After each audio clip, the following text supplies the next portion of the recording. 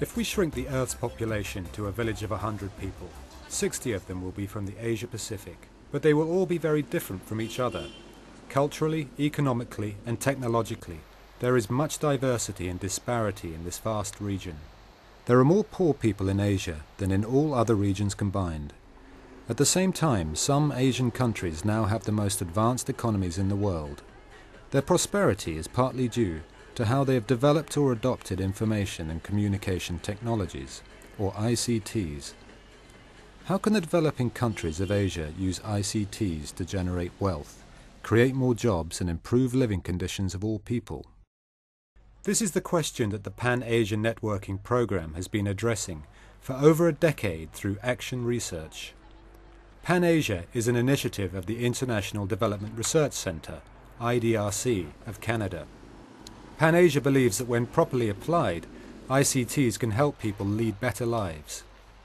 Since 1993, Pan-Asia has focused on applying internet and online technologies to meet the region's development needs. Pan has played a pioneering role in introducing, popularising and promoting the tools of ICT. In recent years, Pan-Asia has supported action research projects in rural ICT, distance education, ICT localisation and e-commerce. In all these, the main aim is to find how ICTs can add value to lives and livelihoods. In this programme we take a quick journey across Asia to take a closer look at a few of Pan-Asia's many projects and partnerships.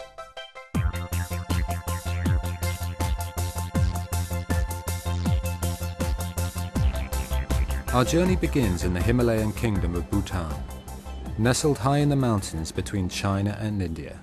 Bhutan is steeped in tradition and culture. King Jigme Singye Wanchuk says his people's gross national happiness is more important than gross national product, the conventional measure of economic progress. The government is cautious in engaging new technologies. It wants to make sure the unique Bhutanese way of life will be preserved. But today modern technologies are finding their place alongside centuries-old traditions. As elsewhere in Asia, mobile phones are revolutionizing how people communicate.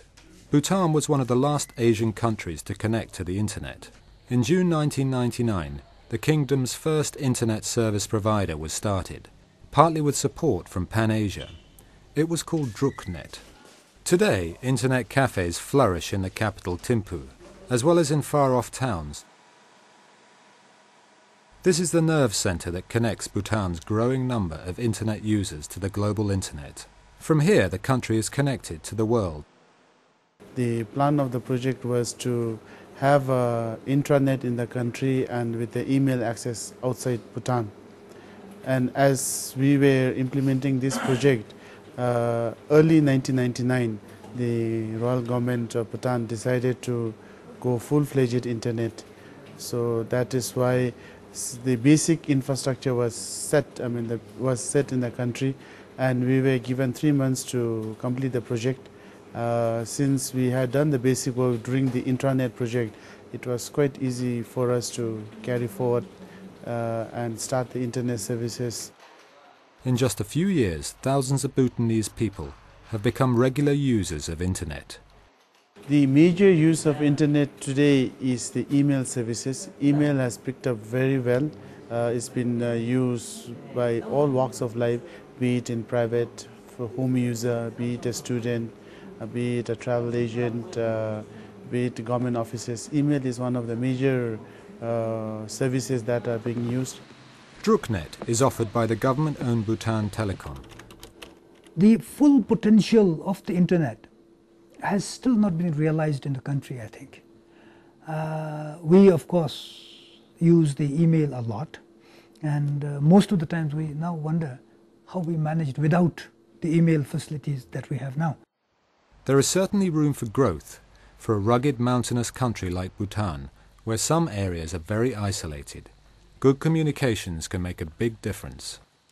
You have to be positive when you talk about ICT. I'm in the business of providing ICT. We think it has great potential and it can do a lot of good work. One area where Bhutan is using ICTs to meet its development needs is in distance education. Faced with an acute shortage of trained teachers, the National Institute of Education has turned to distance education to train more teachers quickly. The NIE is in Samse, southwest of the capital. Here, a distance teacher education project has been supported by Pan-Asia since 2003. In the past, it was all done as correspondence courses, but this project is now introducing web-based methods. To start off, we had some kind of a assessment study on the existing distance program, and also to assess the readiness of our students and tutors to use ICT.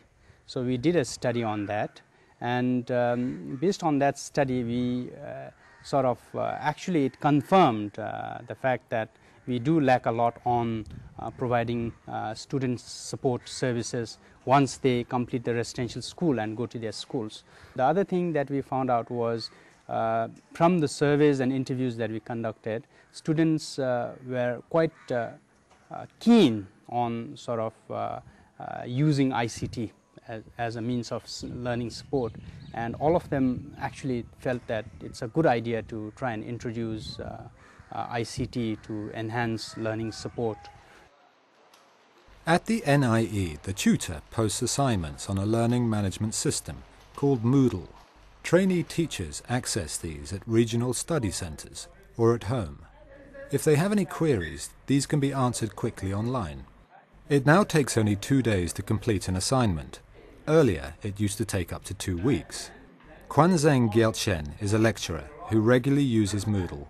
The information is being uploaded here, and then unlike the email, they can access anytime, and then they could we could interact. If we fix a time, we could interact each other. We also have features like the chat system, whereby the tutor and then the students can interact at a time.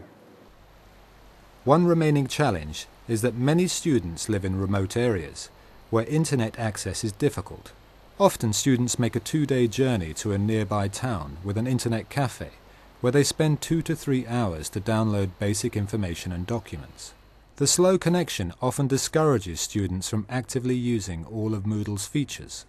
Here in Bhutan, I think at least in teacher education, this is the first time that we're using internet for study purposes. So definitely this is very new, and it's also challenging because the existing notion of how teaching and learning takes place is very different from what can happen in this kind of a scenario where we use ICT or the internet.